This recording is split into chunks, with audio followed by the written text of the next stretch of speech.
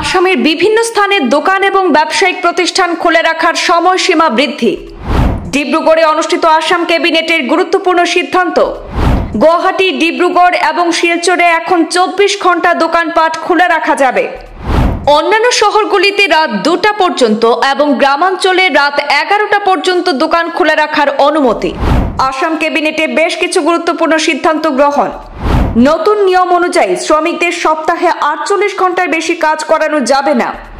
একটি শিফটে সর্বোচ্চ 9 ঘন্টার বেশি কাজ করানো যাবে না। গুয়াহাটিতে রাত 2টা পর্যন্ত মদের দোকান অর্থাৎ ওয়াইন শপ খোলা রাখার সিদ্ধান্ত।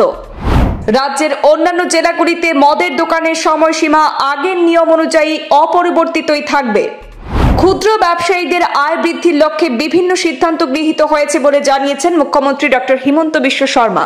গুৱাহাটী, ডিব্ৰুগড় আৰু শিলচৰত দোকান পোহাৰ এতিয়া 24 ঘণ্টা খোলা ৰাখিব পাৰিব আৰু সাপ্তাহিক এটা যি বন্ধৰ কথা আছিল এতিয়াৰ পৰা সাপ্তাহিক বন্ধটো নাথাকিব।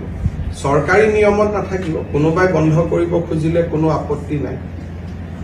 ডিব্ৰুগড়, গুৱাহাটী আৰু শিলচৰ পৌৰ নিগম মিউনিচিপালিটি, কিন্তু বাকী টাউনসমূহত যাক এই গুৱাহাটী, ডিব্ৰুগড়, শিলচৰ মিউনিচিপালিটি কৰ্পৰেশ্যন, কিন্তু বাকী টাউনসমূহতো ৰাতি 2টা বজা পৰ্যন্ত দোকান পোহাৰ খোলা ৰাখিব পাৰিব।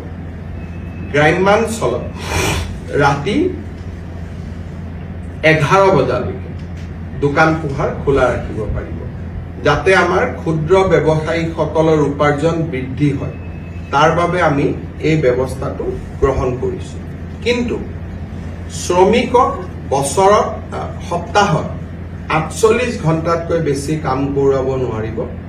একেটা ষ্ট্ৰেচত 9 ঘণ্টাতকৈ বেছি কাম কৰাব নোৱাৰিব। আৰু শ্ৰমিকক মই 24 ঘণ্টা দোকান খোলা ৰাখিলো, তাৰমানে শ্ৰমিকৰ 3টা শিফট কৰিব লাগিব। তাৰমানে শ্ৰমিকসকলক কষ্টত দি পেলাই এইটো সুবিধা নহয়। ইয়াৰ ফলত এমপ্লয়মেণ্ট যাতে বৃদ্ধি হয়।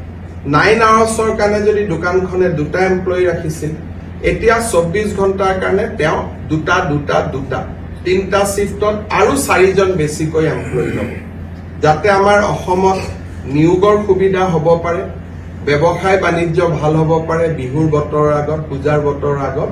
তাৰ বাবে আমি এই সিদ্ধান্ত গ্ৰহণ কৰিছো আৰু মই ভাবোঁ যে এই সিদ্ধান্তই আমাৰ অসমৰ ব্যৱসায়ী মহলত যথেষ্ট সহায় কৰিব।